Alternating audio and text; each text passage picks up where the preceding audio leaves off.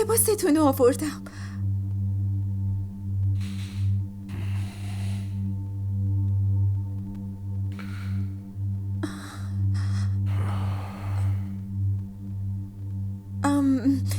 مامان گفته بودن که این لباس مورد علاقتونه.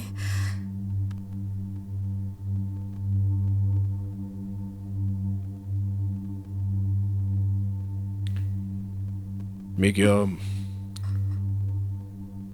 من تا دیروز ازت خوشم نمی اومد. بله. میدونی اگه من قبولت نکنم باید از اینجا بری.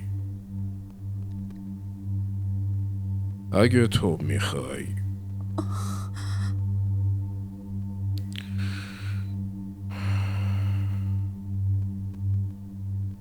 که برای همیشه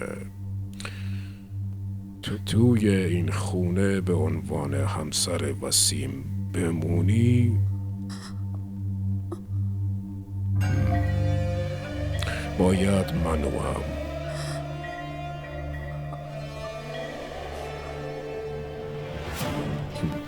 قبول کنی دختر جون.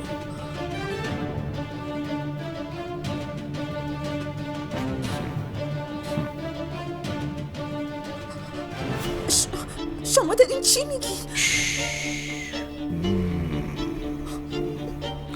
دیگه این حرفو ازت نشنوم. سکوت برات بهترین گزینه است.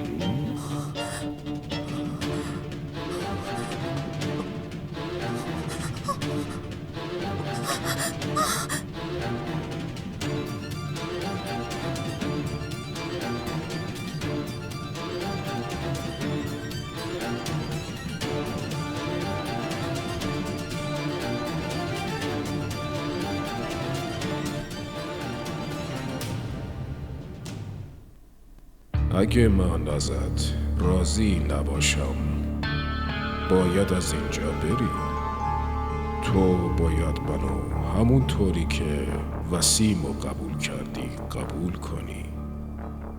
سکوت برات بهترین گزینه است.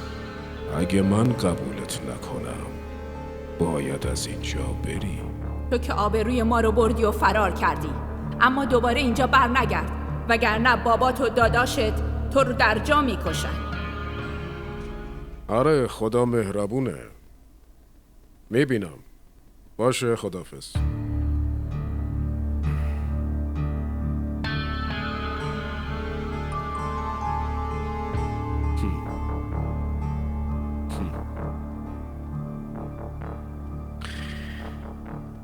جالبه. این چاییه که تو دم میکنی خوردنش یه لذت عجیبی داره.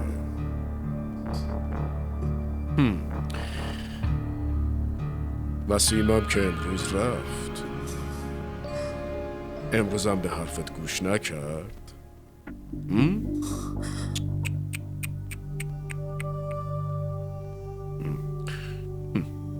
صبحونه رو که حتما براش درست کردی؟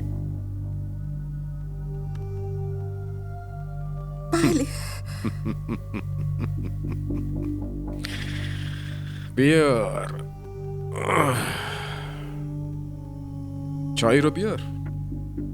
بیار چای رو بده.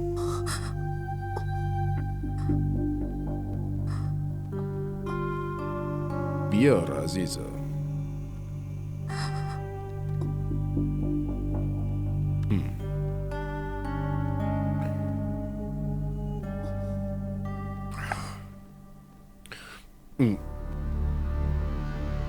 توش یه ذره شکرم بریز.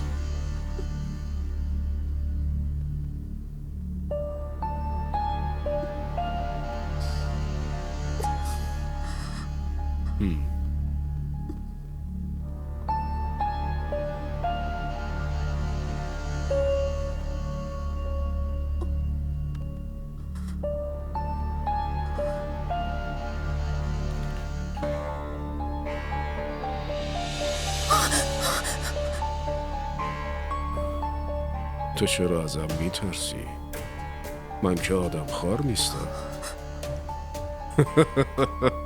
بیا بیا بیا بشین اینجا، بیا بشین کنارم، بشین. بابا لطفاً. چند بار بهت گفتم که دیگه به من بابا نگو.